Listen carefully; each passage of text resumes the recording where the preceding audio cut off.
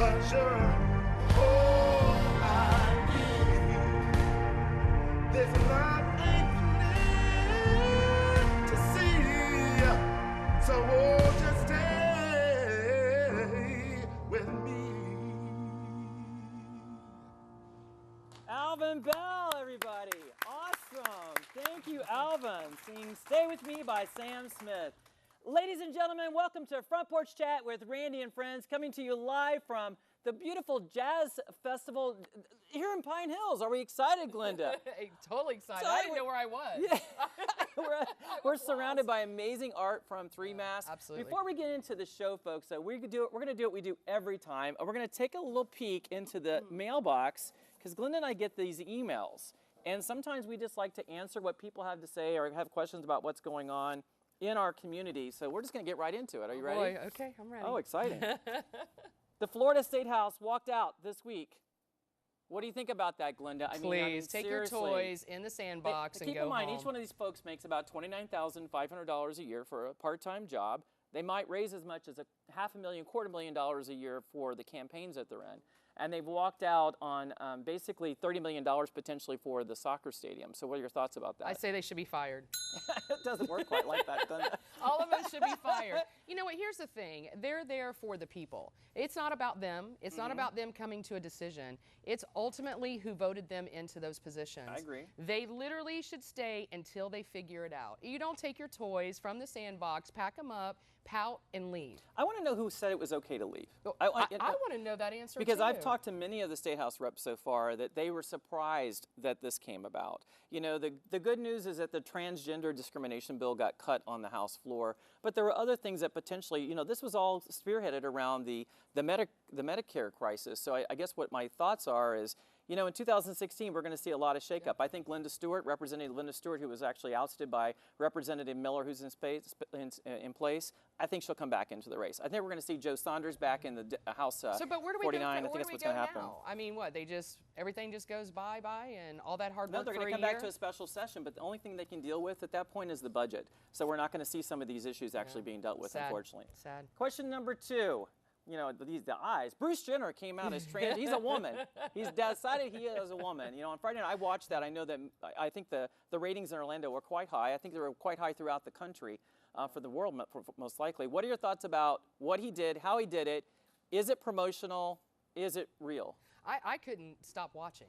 I mean, I couldn't leave. It was so... I know, you put something on Facebook within a couple of minutes that you were totally Well, I couldn't shocked. believe he came out that fast. Right. I mean, I thought there would be a buildup, but it was kind of the opposite, you know? So to see this man who was an icon of mine, I mean, I literally watched him as an athlete growing up. So to all of a sudden just say, well, I want to be a woman. Well, wait a minute. You know, what just happened with Well, you that? know, I think on the flip side, I think one of the things that a lot of people are saying is he had 3 marriages, you know, sets of children with different... Yeah. I think there's something to be said where, you know, at some point I was a little disappointed with his ability to not be more honest. But I'm also waited till I was 36 until I came out, so I understand. Here's the thing. I mean, that's something different. I mean, first of all, he was a well-known person. He was an athlete. Athletes aren't supposed to be that way. We already know that through NFL. Not most of them. And, well, and I'm sure many of them are, and they don't come out because they're afraid to. So he had a whole different set of rules that I think people are overlooking. And you know, and you know what? His kids are awesome. I mean, some of them are a little now he's doing a out there, documentary. They're going to document, I guess, over the next few months. Another television show that's going to basically watch his transition. So we wish him well. I mean, in the end, I'm just still you got to be true. Though. I'm still confused. Like, does he like women? Does he like men? I still don't know. And that's something that, you know, it's a future show because I think a lot of people think automatically when you decide that you want to be a woman that you like women or men or whatever, and I think there's a whole different.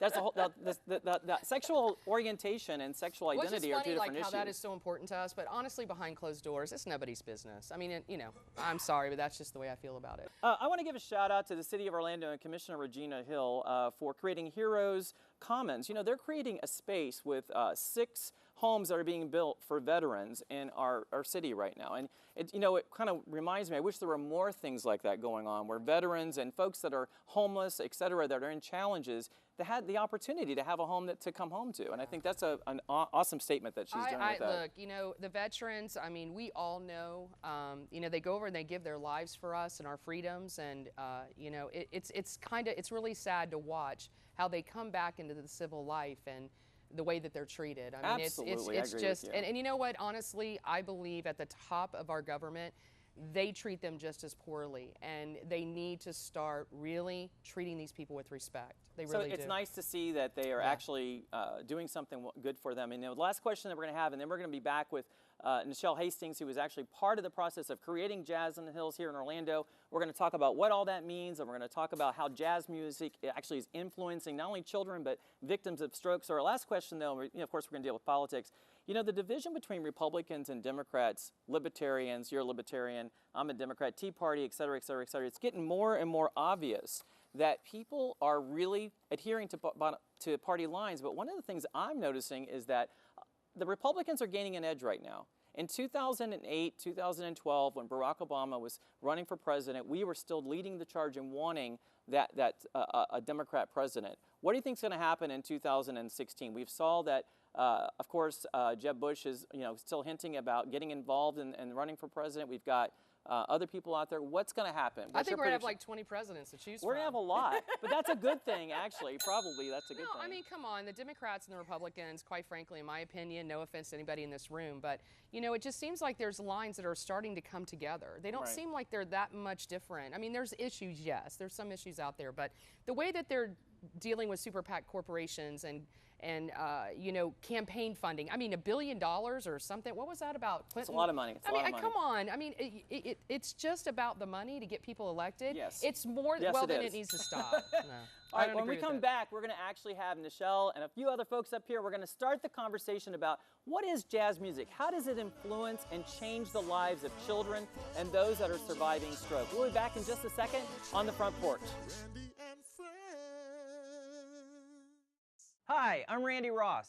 First thing people should do, I would say, is start listening and shut up. Don't say black on black crime. We had this conversation. Everybody was like, whoa, he's not a cop, what's up? The statistics are the statistics. I'm no stranger to politics, but I'm bringing it to you with a twist. Whenever you hear us say the word politics, go ahead and drop it in. I ran for office, right? I lost. It's a fact. You know what? This is perhaps a socioeconomic education level issue. Whatever community you're talking about, it's about people. Okay, we understand the issues. So what are we going to do? We have to learn respect again. Fine, you greedy I'll bastard. sell Here's it. your $5. That's what It's on this set. And I will say cheers to that. Cheers. Politics, No, yeah. Real people, real discussions, and cocktails every Sunday at 11. So you drink coffee every day? Yes. Do you put Jack Yes, Daniels in that it every gives me- time? That gives me the boost I need. Oh, jeez. Hello, everyone, and welcome back to Front Porch Chat with Randy and Friends, coming to you live today from the International Jazz Fest, Pine Hills, Florida. Nichelle, hi. It's great to see you. And Daryl, thank you so much for being part of the show today. Of course, we have Glenda back on the show. Nichelle, you know, I met with you a while back, and you had a very passionate story for why this event exists and how it was created. And I think that our viewers really look forward to hearing that from you. So if you could give us like that 2 minutes of what is this thing we're doing today and explaining it to us, that'd be awesome. Well, you know what? We have the tagline today, from Paris to Pine Hills, and you said the word passion. So I am passionately coming from Pine Hills, and we're in Paris to Pine Hills, right? This is important to me because when we started doing research and talking about how kids are learning or not learning, and how music makes you act. Well, I'm from Brooklyn. I hear all kinds of music, a lot of church music. So does church music make me dance, right? You go to Does church, it? hey. Well, you ever been to church and you have the person saying, stand up and praise the Lord. It's Right. not really so much what the music makes you do. It's more so how the music stimulates you through a message. Sure. So you want to ask me why this is important? Because our kids are being stimulated through the message that they are receiving through jazz. And then jazz is a stem you later to math, science, the art of touch. It shows us so many wonderful things. It's our history, and we are rewriting history for our current generation. Fantastic. Daryl, you want to give us a little bit of information? Yeah, sure. So with Greater Orlando Cares mentoring, our focus is recruiting able and stable men and women to become mentors to our vulnerable youth in underserved communities. That's our thing. Now, where we connected music was really through some of the research by Dr. Kenya Johnson, where she found that, and a lot of research, in fact, that finds that when you combine music with brain elasticity, it actually allows that brain elasticity to kind of grow a bit more and for the children to develop more. So there's actually a fair amount of research that shows what's happening in the brain. I'm not going to get too technical with it, but what's happening in the brain with the music, there's some areas in the brain that become stimulated by music, and there's different types of music. I was going to say, can you go into the different types of music Yeah, and how, so- like, let's say, compare it to pop music or rap music, country music Yeah, to this music? Right. So one of her studies, she actually, she studied one subject that listened to rock music and one subject that listened to jazz music, and the stimulation was different between the two. So when we find jazz or symphonic, or there's some other types of music that will stimulate learning better. So as an example, my kids for a while, they were in Montessori school. And I'd walk into some of the school rooms, and some of the teachers were playing soothing music early in the morning to kind of calm the kids down, get them a little less wired and ready for learning. And we find that kids who not only listen to music, but in fact play music as well at a very young age, learn differently, learn better. And I can remember, back in my days of being in elementary school, there was something happening in music class for me. Right. Now, I'm not going to say I was musically inclined, because I wasn't, and my mom wasted a whole lot of money on a whole lot of instruments, right? But something was happening for me getting to music class, and it's pretty upsetting and disappointing, I should say, to hear now that the arts are being taken out of school so much. Right, so we've got to get the music back in, or Shelley mentioned STEM, science, technology, engineering, and math. For me, we've got to put the STEAM back in STEM. And the STEAM is that arts. We've got to get the arts back in and put the STEAM back in. How did this event get created in Orlando, though? I know you say connected to Paris and it's connected to Oprah Winfrey and all that. Can you give us a little bit more of the history of how this became something, the phenomenon that it is? Right. Yeah. So International Jazz Day, 140 countries worldwide are participating today. Being streamed from Paris, and they change the location each year. This is the 4th year of International Jazz Day. When we connected our music and mentoring concept last year with Jazz in the Hills, at that point we heard from Thelonious Monk Institute for Jazz, and they are the producers of International Jazz Day. So they were like, hey, this is what we're doing. It would be wonderful if you all could make a connection to our International Jazz Day, what happens on April 30th every year.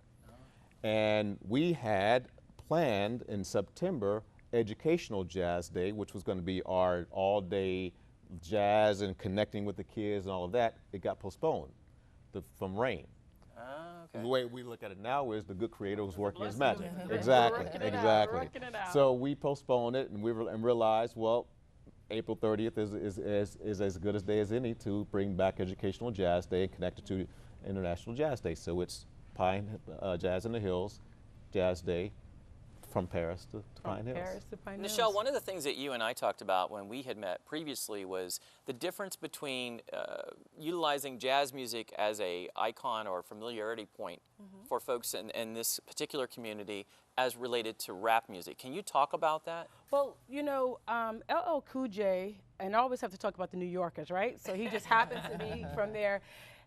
This had come up before with behavior, and some people was blaming it on the music. And he so profoundly said, hey, no, the music doesn't make us do anything, but the music is expressive of what we're doing, what our conditions are, if you will.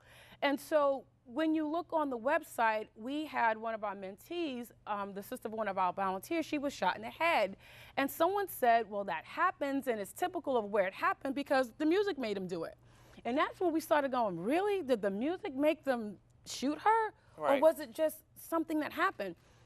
We started looking into that. And that's when we came to discover, let's give them a calmer music.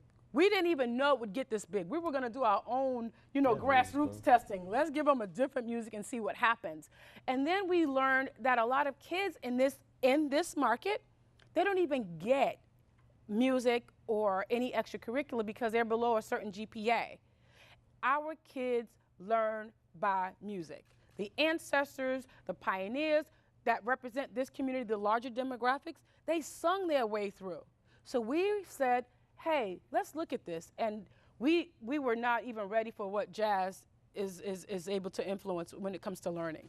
So Can I get your feedback to what is happening, either one of you, in Baltimore right now? The recovery process is what I think we're going through now, but just since we did talk about it in the opening of the show, what are your thoughts about the different feelings? Did the mayor act quickly enough?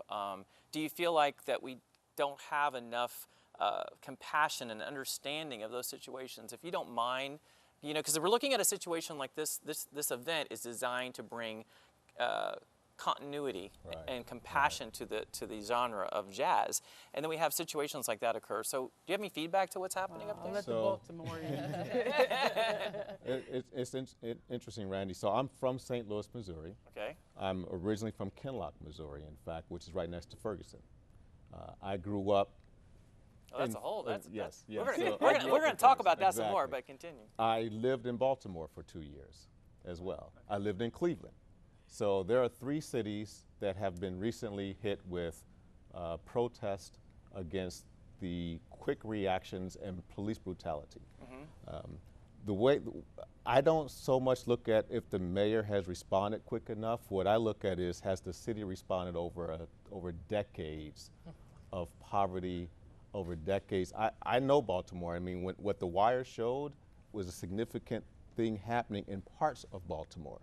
Not the parts that the tourists see, but the parts of Baltimore that I'm familiar with by going into the inner city communities that people don't go to. And so the uprising that we saw, I don't call them riots, I call them uprising. The uprising that we saw over a few days ago is a response to the frustration.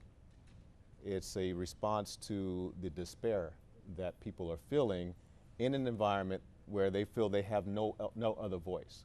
So those kids that walked out of school and started doing what they did, not all of them, but a few of them, right?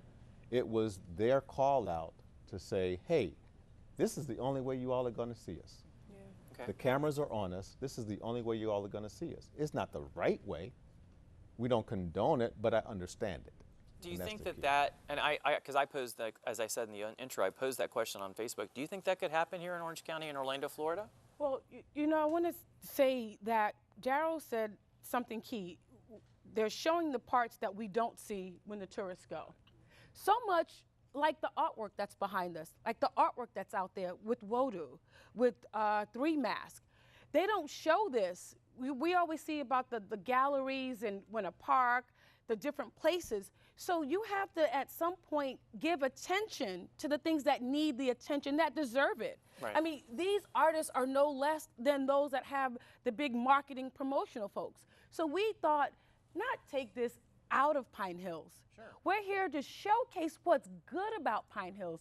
We're here to showcase our artists that have such a creativity that they don't have to do the wrong thing to get attention. To me, this is what this is about. You know, so I love that you said that. I love that you said that. And if we continue to give that attention, then I don't feel that we will have a Baltimore. And as part of the proactive strategies and activities that, like Mayor Buddy Dyer is doing now, when he talked yesterday, he touched upon what's happening in Baltimore. And he mentioned that so they're already responding to some of the police brutality and some of the incidents, right? I think he said there's 4 policemen that are indicted right now out of OPD. We want to see that, right? We want accountability. So when you have accountability in a system that we usually don't see accountability, it lessens the probability of it happening. I can't guarantee it's not going to happen, but I think that it lessens the probability. Well, I'm going to say, reality is we live here with Mickey Mouse. Before it ever got to that point, I'm going to tell you, the mouse is going to step in. And it'll be squashed. Because so many things do get squashed because of that. I mean, we need to realize and understand that. We have similar situations, not a riot, but we do have police brutality. I know because I know some attorneys that have represented people in cases, but it's because Disney doesn't allow that negative energy to come out. And I don't know if that's But I don't right think or they wrong. could control But a riot. I don't think they can't could. control Yeah, but, it. I don't but think they they could. also, Right. yeah, but they can control what goes into the media, and they do it all the time. Sure. Because if one incident where a child gets murdered by a police officer or whatever, it doesn't get in the news like it does up there. Let's be honest, it's not tourism one child. tourism dollars at work. I get that, but I also want to say that mentoring, which is our focus, if we're able to get able, stable, caring adults into the lives of these young people, they're going to make better choices. How are you doing that? Tell us how you're doing that. So what we do, just like we have a table set up here, we find venues, and if anyone has a venue, an event that we can set up. Every event And is we'll Give make us a sure we call. put your website and your Absolutely. contact information at the end of the show That'd so be they can great. get a hold of That'd you. be great. Yeah, thank so you. we find venues or events that we can show up, have our table set up, tell the story of mentoring, tell the story of Greater Orlando Cares and National Cares Mentoring Movement, get people to sign up. Once they sign up, we then deploy them to one of our mentoring partners. So we don't actually have mentees ourselves or a mentoring program. We have we recruit and deploy them to our mentoring partners. Our mentoring partners take them through the background check, make sure that they're all set and ready to go, and then our request is that you commit to 4 hours a month. Yeah. That's easy. That's easy. That's easy. That's 2 days. That's 2 days a year. Nichelle, one of the things that you and I talked about is, and I want to just talk real briefly as we're wrapping up, because we have some guests we want to get on the show and talk even more about how jazz music actually influences the lives of children and those that are surviving stroke. But what's your relationship like? I know that you've worked with the President of the United States office. I know that you work very closely with Orange County, City of Orlando.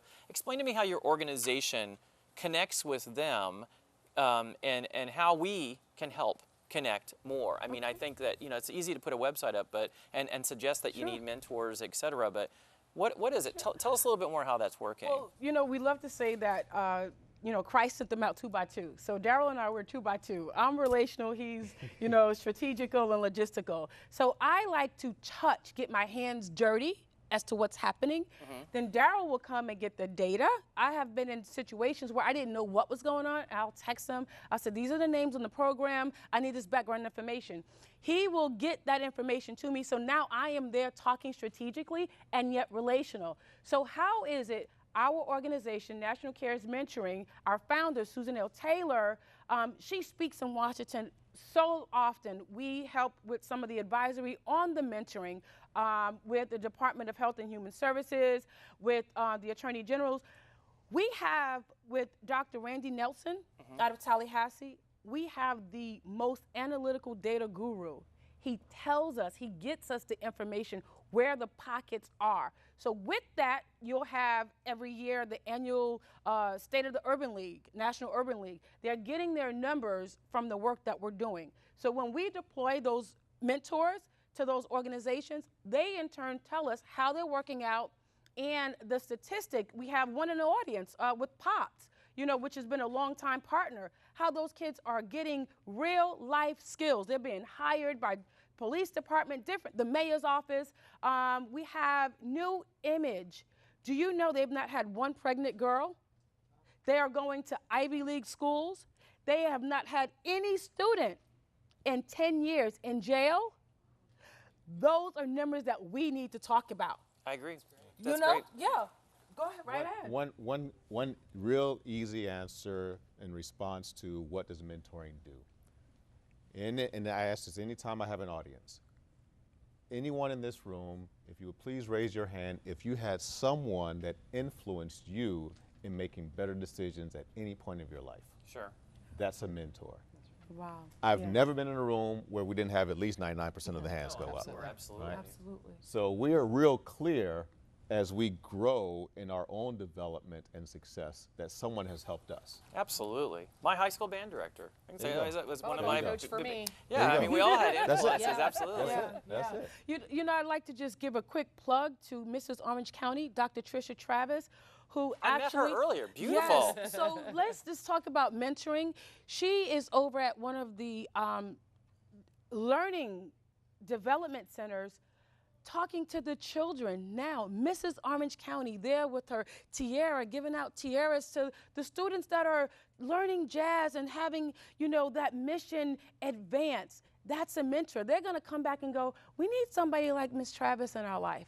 Absolutely. You know, so that's that one person that just makes a difference. Darren, Michelle, before we actually go to commercial and come back and talk to a few guests, any last minute thoughts on? Thank you for letting us be here today. This is awesome. Yeah, thanks for coming. We appreciate it. Surrounded by amazing art, surrounded by amazing talent, and we appreciate you guys coming to the front porch. We'll be back in just a second on the front porch with some more guests. So everyone grab a cocktail or your coffee, and we'll see you shortly. Hello everybody, this is Randy Ross with Front Porch Chat with Randy and Friends. I got a call into the production company, Titus Productions. We're actually getting ready to go meet them over in an area called Winter Park, which is not very far from downtown Orlando. We are taking a look at a 35-foot motorhome, y'all, something that we would brand on both sides. It may or may not be this one. We started the process of looking, but it's always been part of the business model to make sure that we have a way to travel around to front porches all over America. We are taking over Charles Carroll's position, folks. Anyway, Front Porch Chat with Randy and Friends, every Sunday at 11.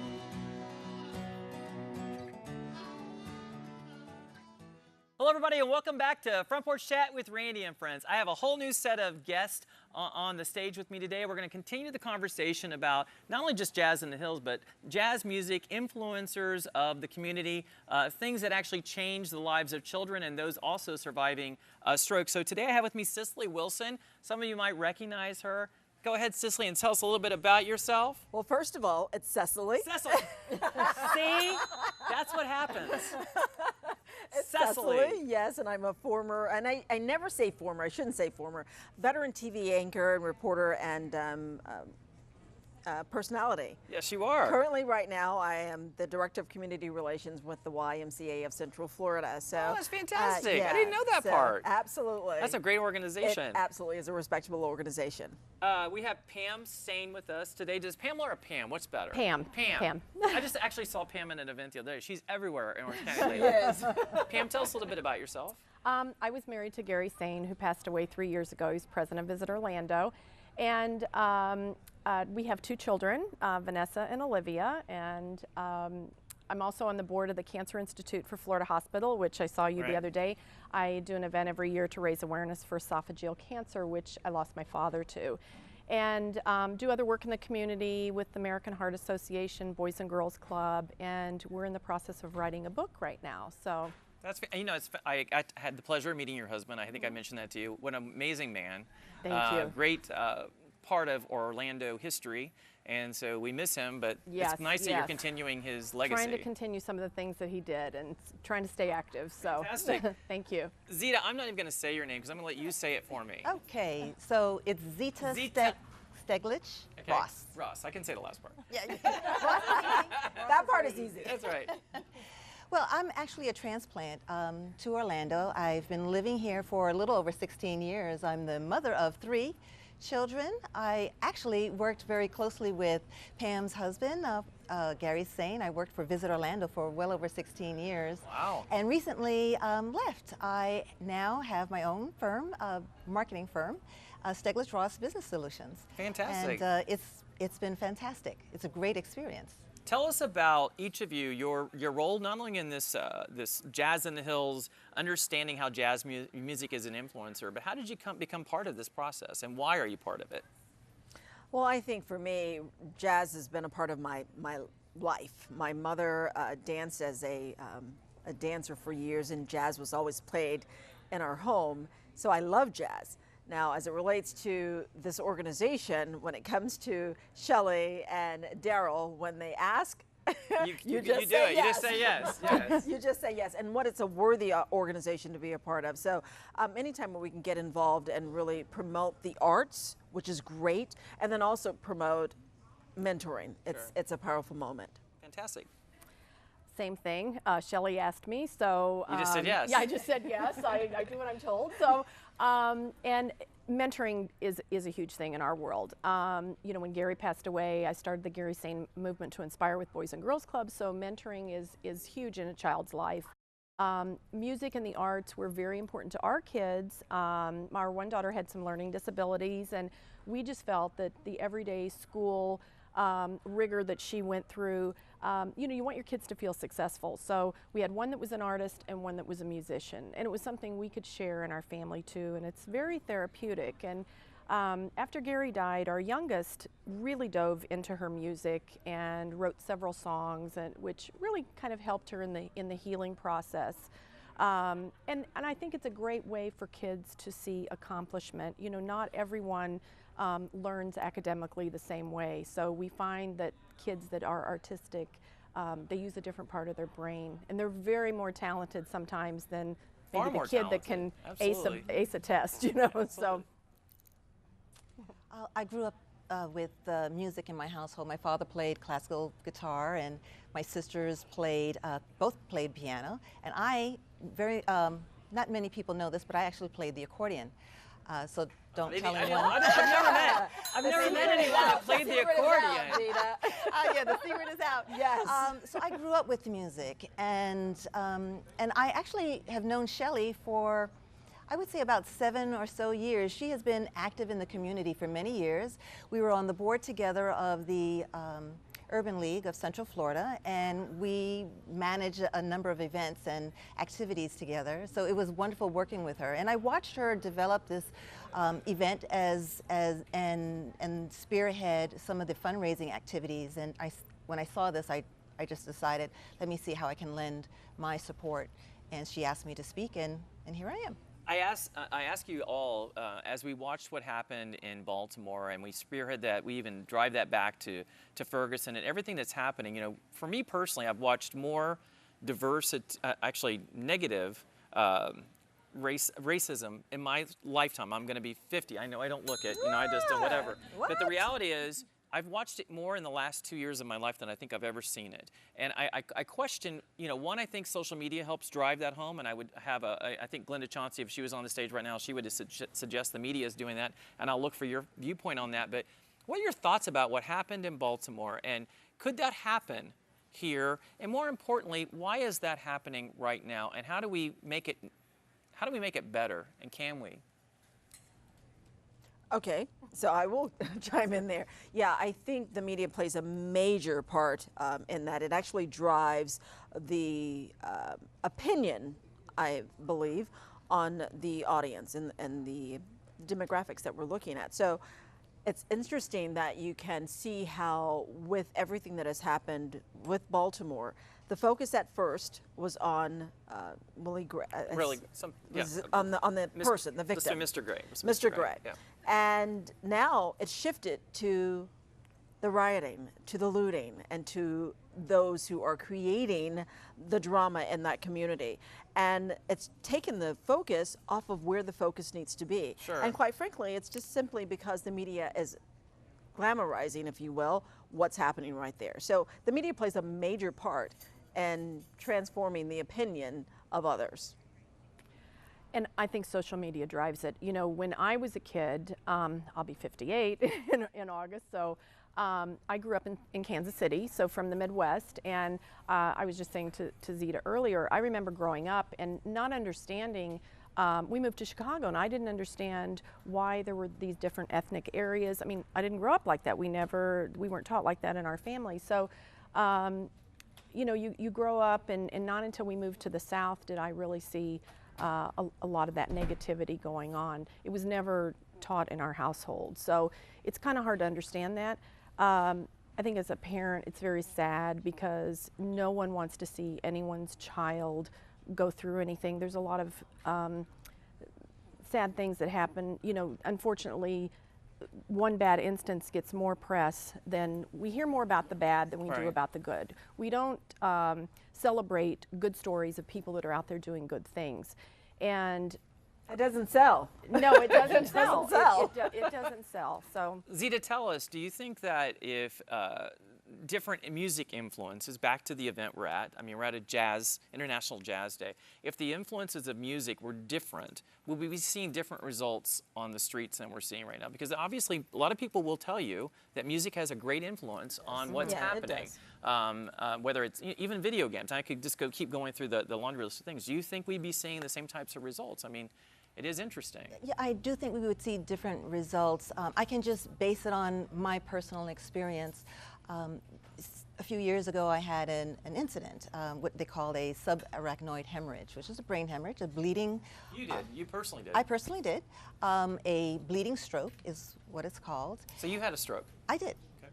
And about 50% of the individuals that have this type of incident do not make it. And I'm alive, working, and functioning Thriving. very well. Yep. Thriving. I'm thriving, exactly. But what music helped me through that ordeal was it calmed my soul. It gave me peace. And so I listened. Did you listen to jazz music? I listened to jazz music. I played it in my own head before I could actually listen, because I wasn't allowed to take a lot of noise, and I wasn't able to I was very sensitive to light, so I needed darkness and I needed quiet. But so I played the music that I've listened to over the years in my own head to keep myself calm and soothe all of the questions and the issues that I was concerned about. When you're in the hospital, you think about, oh, what about my family? What's going to happen with the bills, or my work that was waiting for me. You start to worry about things, and I see the youth going through those same type of emotions. They don't know, if they will be able to eat, or what's going to happen to their parents. I mean, they have some of these raging feelings, and I think that music too can calm them and soothe those emotions so that they can help think a little bit clearly. I'm intrigued by your story. I want to ask you a couple more questions. Did you see any indicators that your stroke was coming on? If you look back on it, or has anyone around you said to you, there were a couple of signs that something was getting ready? Because stroke victims often do use music as a healer. But I'm curious about the before story. Did you even have an idea that was coming? No, I can tell you that I didn't feel 100% that afternoon. It happened about 10:30 that night. I just didn't feel my best, but I couldn't put my finger on it. I have a list of things to look out for, but none of those items did I feel or sense. And so it was a spontaneous occurrence, and so I think I'm a little bit different than most. Tell us more about the media component. I think that, I really believe, and I know you're no longer currently involved in driving the news, but is that part of what you guys are looking for when you're putting the news together, is the story that's really not the story? I just want to throw you on the spot for just a second, because sometimes that really drives me crazy. I don't understand it. Yeah, it's not what we're looking for, the story that's not the story, but we are trying to focus on what that story is and getting an element of the story that maybe gives a different viewpoint of what the focus is on. So we want to stay true to the point, and there are some journalists out there that kind of skew the facts a little, but those who are respected in the industry stay true to the facts, and that's really what you want. We want to give the facts to our viewing audience and make sure that what we're sharing to them with them is accurate. Sure. It truly is. Now, whether or not music has played a part in Baltimore, I don't know. I would say personally, no. I mean, there's music all over. Yeah, music has a way of unconsciously affecting our decisions, because music gives the permission just to change our mind, whatever that is. Right. I do believe that maybe some of the lyrics and the things that the students or the children, the younger generation is listening to does have an impact. Now, whether or not that's impacted what's happening right now, I can't say that it is, but it does play a part. One of the things I want to make sure that we do, we did a show a couple weeks ago on women that are successful, and I would look at each one of you as successful women, and one of the things I want to hopefully do is have you make a statement, if you will, about how you got successful, how you encourage other folks or women, because I think men and women can learn from women. I mean, I'm a huge fan of Oprah Winfrey. I mean, you can learn from her, right? Oh, I know you do. I know you do. All right, so yeah, I've listened intently to her. Zita, we'll start with you, but if you could send a message out there of power and influence to women and men, for that matter, of how they can make it through their struggles when we look at a situation like we are today, where we're trying to find nourishment and encouragement from music, what are the kind of things that we can send a message out there to people? Well, there's a couple of things that I'd like for you all to consider. One is there's power in prayer, power in mentorship, and power in planning. And so when you combine those ingredients, I think that lends to a good support network, and you become more informed. As it relates to music, and you bring in music into your entire scope, just by developing your melody, developing the song, that's just like developing yourself. And so if you just think of it in that form, I think that helps give someone or the individual strength on moving forward. So you're building your music, you're building your melody, you're building your passion, your plan, your mentorships, the people that you surround yourself with, and that helps create and help you move forward. I love the way you just like lift me up when you're talking. I kind of want to get out of my chair. Come on, Ray. Pam. I think we're all in control of kind of writing the lyrics to our own life. And I know for myself, my biggest cheerleader was Gary, and I think we encouraged each other to do things we probably didn't think we could do ourselves. And that's what we tried to do for our kids too. So I think you have to surround yourself with positive people that believe in you and stay authentic and true to yourself and your beliefs. And the power of prayer is very important, no matter what your belief is, just to stay true to what your beliefs are. And you know, folks, I just want to say this, and it's totally off point, but when I heard you speak about your husband the other day, it moved me. And even as I look at you in your eyes now, it moves me. So what a great thing you're doing. Thank you. Great I mean, I loved him very much. We were very, That's very quite blessed. obvious. Very, very blessed. Very obvious. And I think what's been consistent among the three of us is the power of prayer. Prayer really does make a difference, especially in my life, and I know the other two as well. So when we think about directing your future or carving out your path, focus on the prayer, but also focus on yourself. Your abilities, let no one tell you what you can't do. I'm one of those that if you say that I can't, I'm going to move all right there with you on that to show you that I can.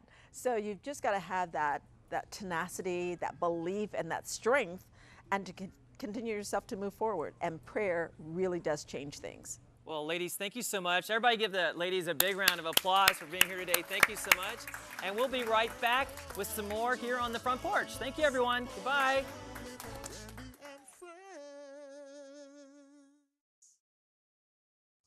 Hello, everyone. I'm Randy Ross, and welcome to Front Porch Chat with Friends every Sunday at 11. Cocktails, conversation, politics, and don't forget to grab your favorite lounge chair.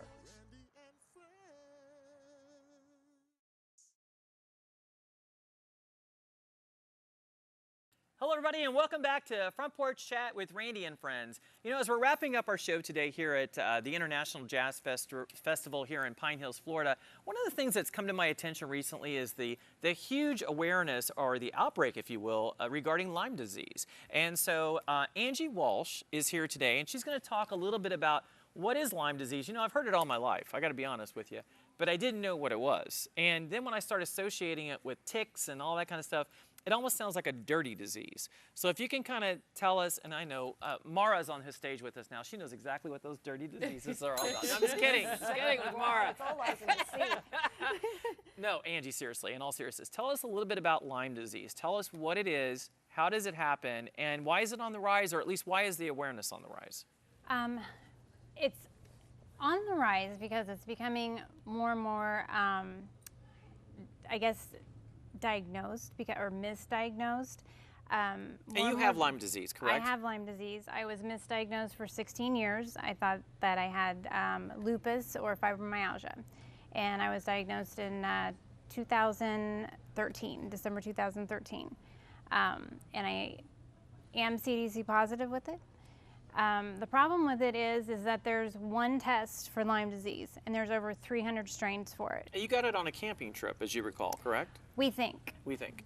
Somewhere between 1997 and 1998 is where I caught it. So I went on a cruise out of the country. I went on a camping trip. I was down here in Florida. I mean, I could have caught it anywhere. It's on It's in every state except Hawaii, and it's on every continent except Antarctica.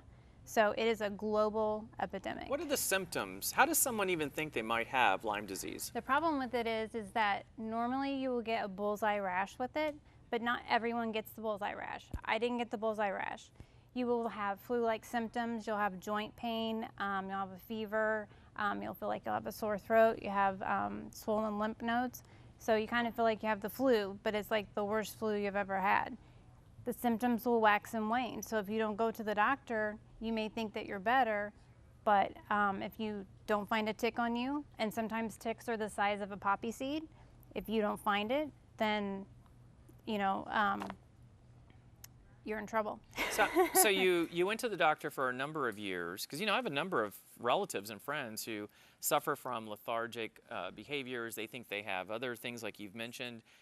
You finally get a doctor that believes that you have Lyme disease. What is your treatment? What's your prognosis? What do you do? Right now, I have a PICC line because I was on a year of oral antibiotics. They weren't working. I've had it for so long. I have what they call late stage or end stage Lyme. So this is what's working right now. But I'm also doing herbal supplements and other prescriptions. I don't only have Lyme disease. I have other co-infections because ticks carry other viruses and bacteria and parasites as well. So I have a Babesia and Bartonella and another protozoa. So those are also very hard to kill. Wow. So Lyme disease is not just like it's such a complicated thing. The challenge that I'm involved in, 5 ladies. Let's talk about that. Well, that's what we're here today. We're going to issue the Lyme disease challenge. Yes. We're actually going to invite. Hence the green pants. Hence the green. There's a reason. I've worn these before, but I'm wearing them on today. Listen, I tried to find lime green. Yeah, you did a like really stuck in bad the job 80s with that. Lime Yeah, green. No, tell it. We're going to issue the Lyme disease challenge today, and before we invite our friend Tara up here to bring us the limes, tell us exactly what is the Lyme disease challenge. Well, it's a grassroots organization. It was started last August by 5 ladies all across the country who are all suffering from Lyme disease. Everyone that's involved in it has Lyme disease. We are trying to bring awareness. We're trying to raise money. All of the money goes to the ILADS. It's take a bite out of Lyme disease. So the thing is that you get a Lyme, you take a bite out of it, you state a fact about Lyme disease, and then you challenge 3 people. You donate $10 to the ILADS. If you decline, then like my aunt did, you donate $100. Now I do have an aunt that she's an author, and she made a video, and her video is like one of the top 5 videos that is the challenge, and it's really, really funny. You guys should check it out. It's on the Lyme Disease Challenge website. I have a question though. I mean, honestly, because obviously we're talking about after you get it. I mean, I don't camp. I'll just make it very clear. I do not camp. She glamps. I'll glamp. Like if there's a nice resort next door to the campsite, I'll do that. Yeah. But my question is, I mean, ticks obviously are out there in the woods somewhere, right? That's the misconception. Oh, you see? Is that ticks are not just in the woods. They are in your backyard. They are at the beach. I mean, but how do you can get prevent them. one from biting you? I mean, is there a spray? Is there something you can do? You can use a. Stop you need to itching, use Randy. I'm itching as I we know. start. I'm starting to Stop itch. I'm like, itching, wait a Randy. second, I got ticks all No, over I mean me. seriously. I mean, because I want to know. Because if I'm out there glamping one day, I want to know: is there a spray? Is there something? It has to be at least 20% DEET. You need to tuck your pants into your socks, which I know is not No one's gonna do attractive that, or no. fashionable. Long sleeve I used shirts, to do that when I was hats. roller skating. Why not? But it's a serious problem, and That visual. they're finding more and more viruses with ticks. Wow. Like there was one that was just found last year in Kansas that was called the bourbon virus. A man died within like hours of contacting Okay, so it. let me do this. We're going to have Tara Yeager. She's coming up to bring us our lime. So I'm going to take a bite out of a lime, and then I need to mention 3 names, right? You challenge 3 people 3 to do it. people. All right, Tara, the amazing Tara. Don't is- trip. And each one of us will do this. All right, so I'm going to do this. She's our I'll go Vanna White. first, and I'll do this. Hold on a second. Oh, just even the look of it. All right, I'm going to challenge Mayor Teresa Jacobs, Orlando Mayor Buddy Dyer, and Orange County property appraiser Rick Singh to the Lime Challenge. Hello everybody, we are here at Wild Sides for our first viewing party for Front Porch Chat with Randy and Friends. Just got done talking to Jacqueline Siegel, who the show is that we're talking about. We hope everyone will continue to watch Front Porch Chat with Randy and Friends at 11 o'clock every Sunday. Great job, Randy. Hello everyone and welcome back to Front Porch Chat with Randy and Friends. You know, as we do with every show, we have my mom, Betty Parker Ross, back on the show. She's going to give us a little bit of her cents. You know, Glenda, I've got lime in my teeth. Is it just me, or is that how it works? Big one's hanging right here. I've been trying to get it. Won't come out. We actually have Mara. I just call her Mara. It's just so, because she has kind of an interesting last name. It's hard for me to pronounce it. Lucchese? Lucchese. Same thing. No, you gotta She's a local artist. Randy, Lucchese. Lucchese. It You sounds a do the little bit like Italian way. mafia, Come but on. you know, I love that name. I know nothing. I love Mara. She's got something interesting. We're going to go back to that Baltimore conversation in just a second. You know, back to Jazz in the Hills, I want to give a big shout out to Big Persona, a good friend of ours that actually performed this morning for the opening of this event. We know he did an amazing job. We also want to say a big shout out to Shirley Stamper and Shirley and John's Catering, who actually Shirley's right here in the audience supporting us and supports all the events that we do. And we're big fans of Shirley's, and we appreciate that she was here today as well.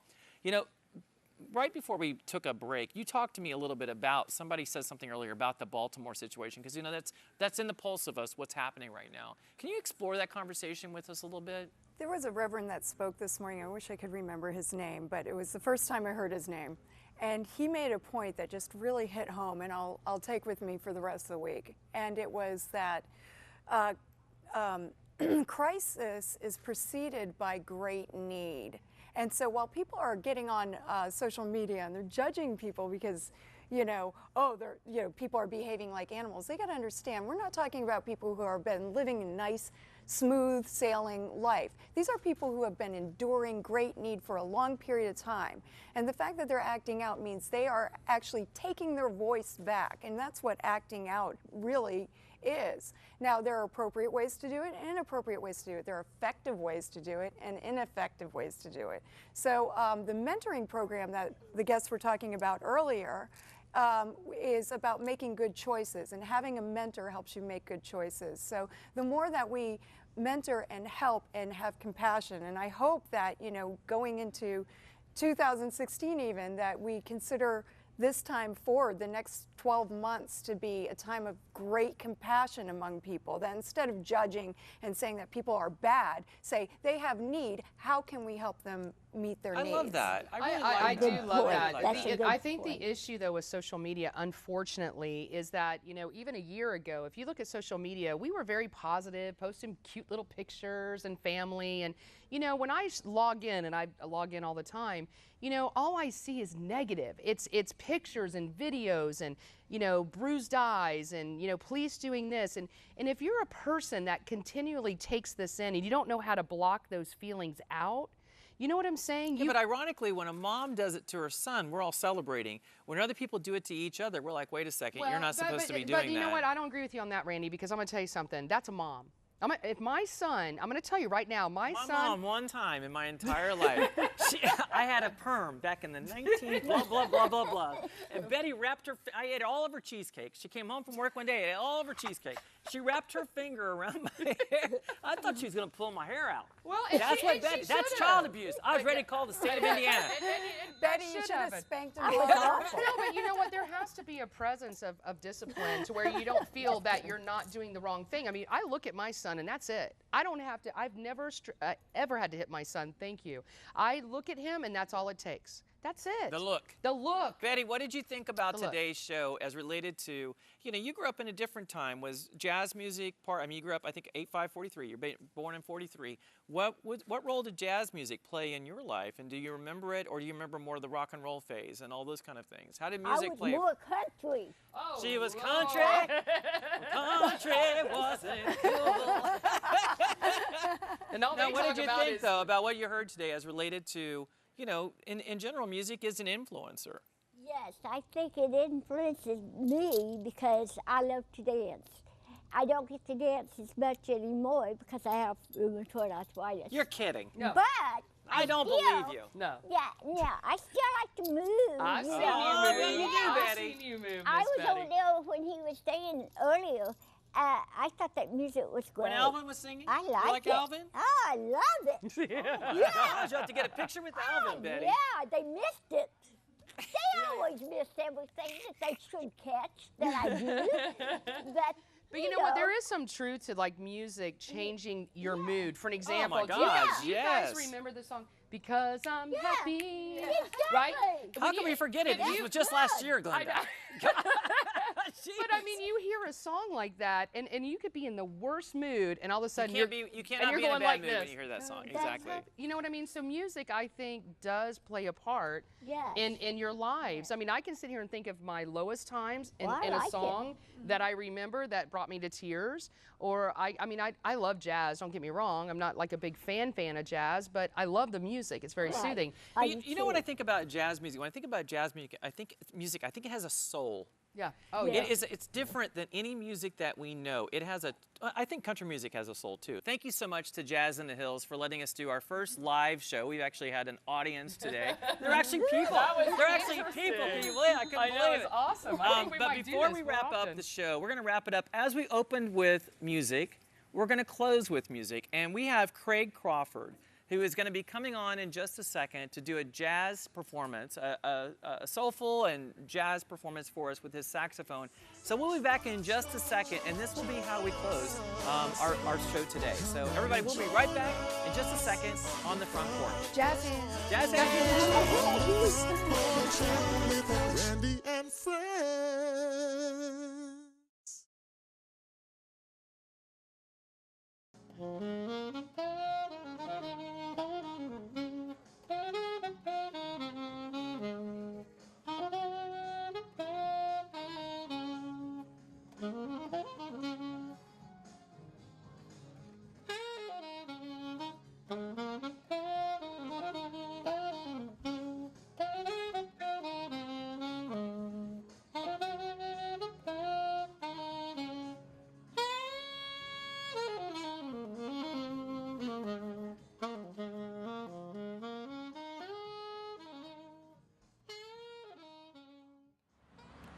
Hi, I'm Sandra Fitzgerald. If you're interested in sponsoring or advertising with our program, please email us at frontporchchatwithrandy@gmail.com. Thanks for viewing. Cheers. Hurry up, join us on the front porch. Laugh and look, it's so fun. Join us on the front porch. Come on and join us on the front porch. Join us on the front porch with Randy and friends.